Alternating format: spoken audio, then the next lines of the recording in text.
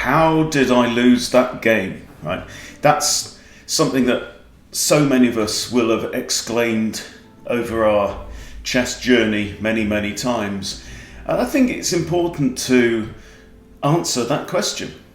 Right? If you don't figure out how you lost that game, when you have one of those games where you're all over your opponent and then for some reason it just slips from your fingers, right?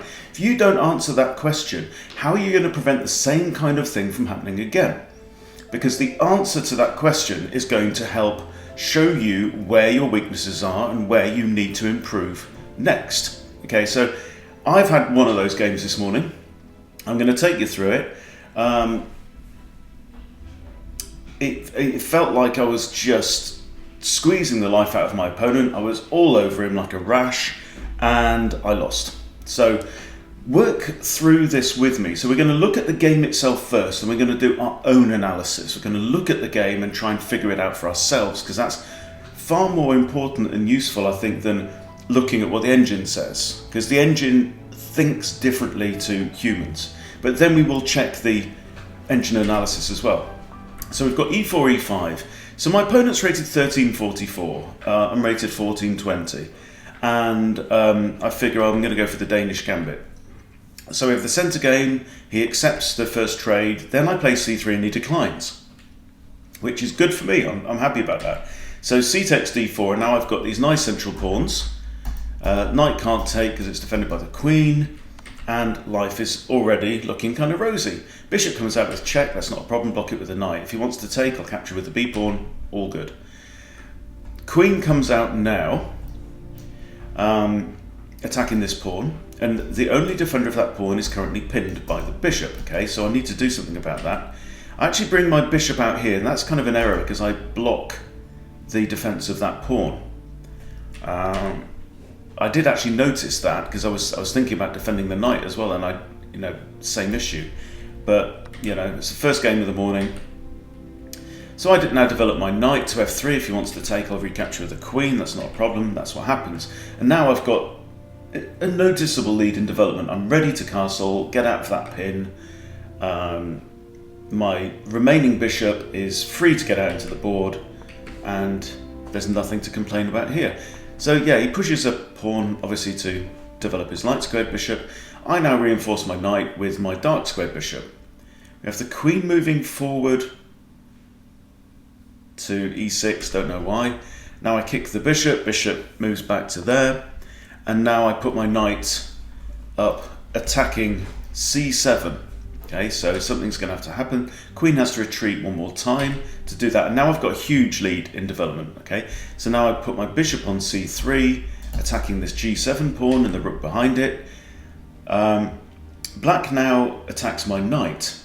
So I figure, okay, now I could capture the pawn and then attack the rook. The rook would then have to move, but then my knight's still on prise. So I think retreat the knight first, and now black has time to push f6 and defend the pawn, but it's weakening this side of the board. You see now the light squares are open, so this now lets me execute a tactic and deliver check.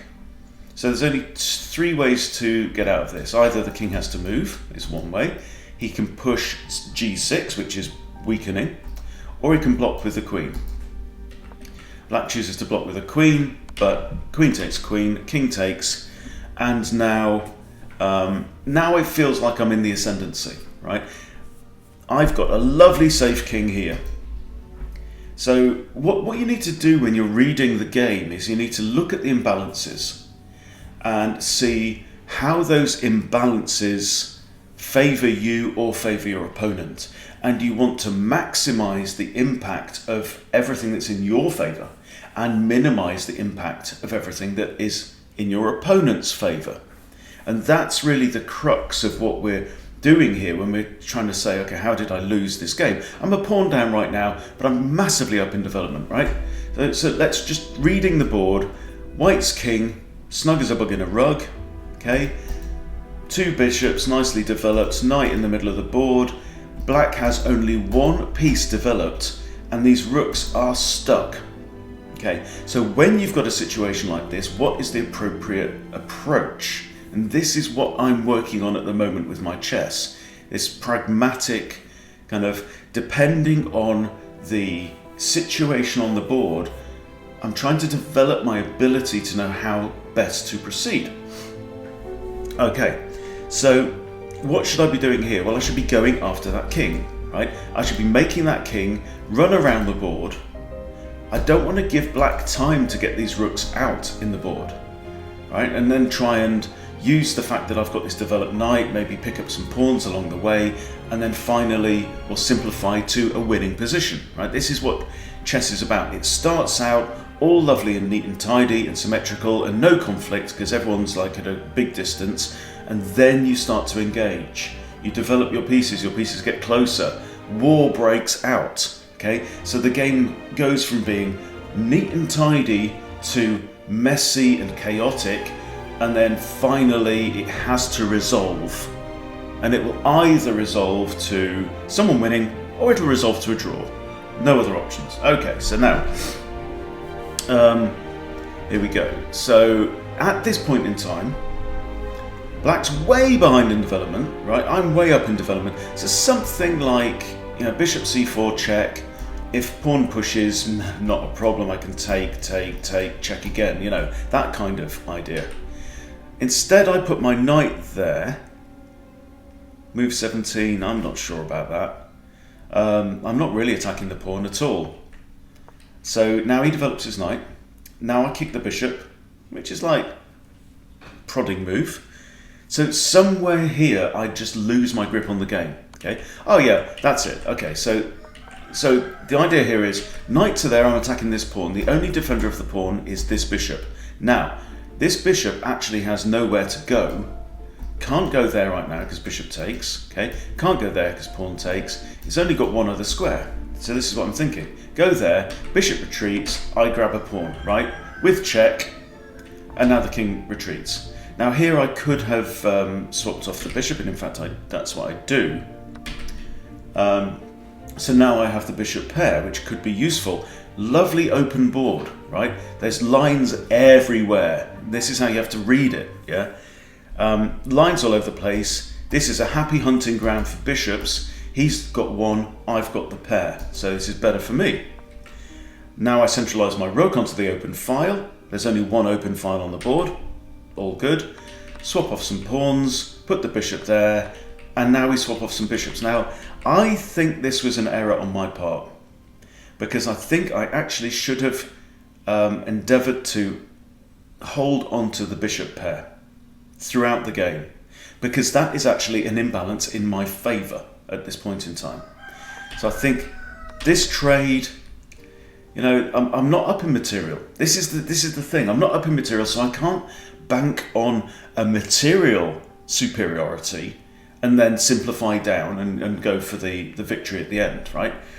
I have to use the things that are genuinely in my favour, and swapping off right now is not a good idea. Okay, so knight comes to here. I can't really push the pawn because he's got pawn takes or knight takes, so that's not an option. So now we have rooks facing off, and now black's king starts to centralise, and here's the thing that I think is important, right?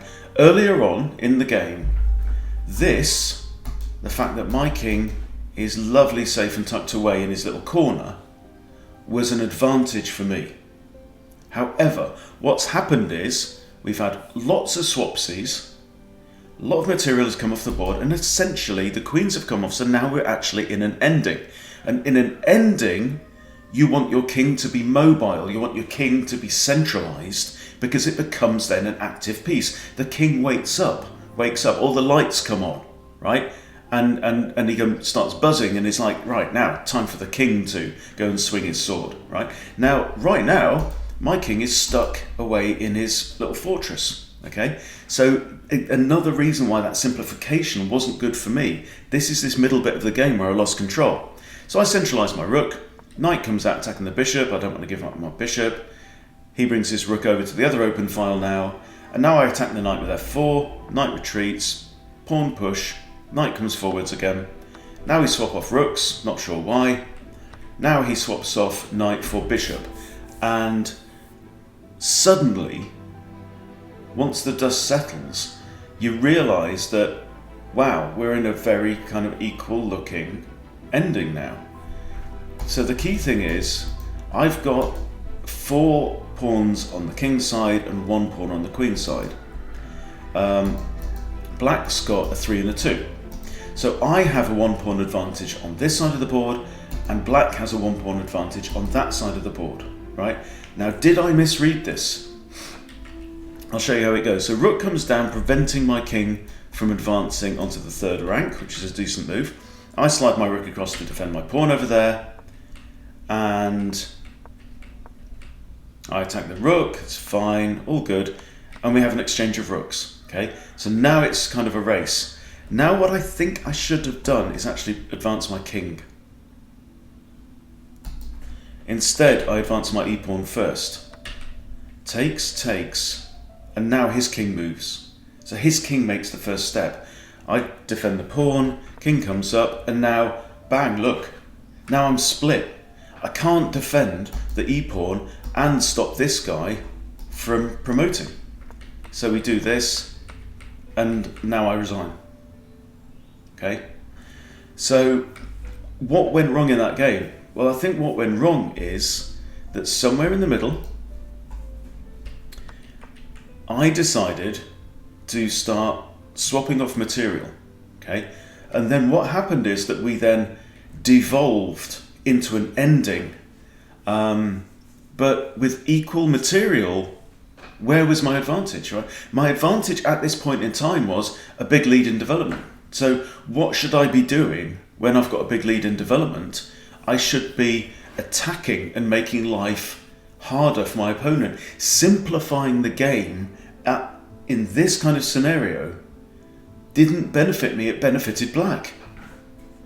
So then black's weakness, the fact that he hadn't castled his king, and that his king was in the middle of the board and mobile, became a strength, right?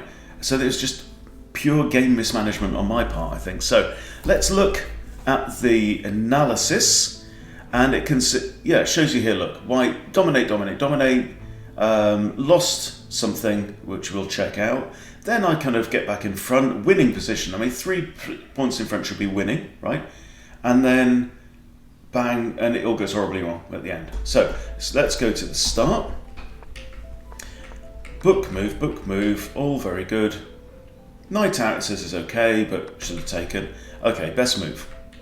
Right, so according to the graph now, I'm slightly in front, that's fine. Best move, good.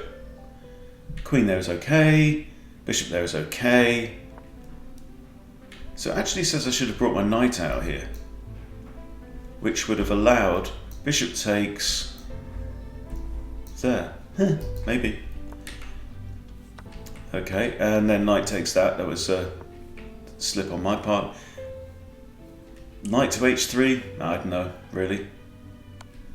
Knight takes best move, queen takes best move. Okay, and now slightly in black's favour. That was a poor move, probably quite slow. Castling is good. And a blunder. Okay, let's look why it was a blunder. Analysis. So blunder because of knight d5. Okay, attacking the queen, that's a nice outpost for the knight. Attacking the queen and c7. Then the queen would have moved across to d7, and then my queen goes to g3, attacking this weak pawn. Okay, so it's putting me well in front now, totally winning. Oh yeah, actually, look at that. I missed a fork, right? So I'm attacking the queen and c7, and I'm attacking the bishop. Didn't see it. Missed win. Yeah, you're right. Another blunder. Should have brought the bishop out. Why is it a blunder? Same deal. I still had this. Okay? Even if he'd taken my bishop, I would have got that with check, won the rook. Yeah, the king would have had to move.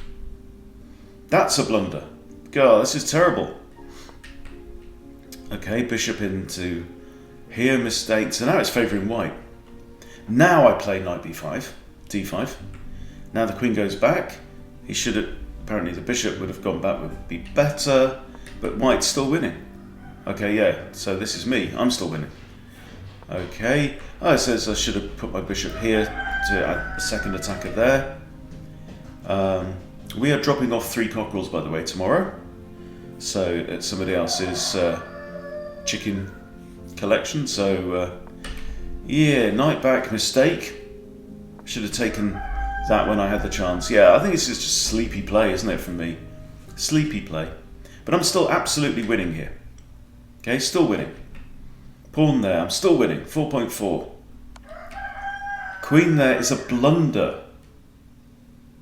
Rook A to D1. Interesting. Why? I mean, yeah, centralising rooks makes sense. But yeah, the thing is, I'm starting now little tactics. And this isn't a killer tactic. This is just a, tactic. And now it's saying equal. Now the game is equal. So I just missed the boat on some tactics there. Knight C4 is best. Yeah. Okay. Good. So it spotted that. He's saying he should have played B5 and counterattacked the knight. Fair enough. Bishop moves back. I grab the pawn. Okay. Now I'm 2 pawns in front. 2 points in front in terms of analysis. Okay. And that was an inaccuracy. Right. Bishop C4 was best. Take advantage. Use this bishop pair. Squeeze the opponent. Don't start simplifying. And we agree. Simplify, simplify. I'm still in front now. C5 is an inaccuracy. I'm now 3 in front. Mistake. Bishop B5 is better. Okay, now here it says. Okay, I suppose it also releases my rook. So what I'm not doing here is I'm not putting pressure on my opponent. I'm just swapping stuff off, thinking that I've got a lead and that lead is somehow going to cascade and carry on into a winning position at the end, but it doesn't, because my lead right now is kind of tactical. I don't have a material advantage. I can't just simplify this kind of lead, simplify down with trades and get a winning position at the end, because what I end up with is a stuck king against a mobile king. Stupid. Okay, and there we go. So I think we've kind of validated what's going on, on the game. It's just it's a really good exercise to try and figure out why you lose, and very often it's not down to blunders. It's down to a strategic error, which in this case, yes, there are blunders. There's blunders on both sides here.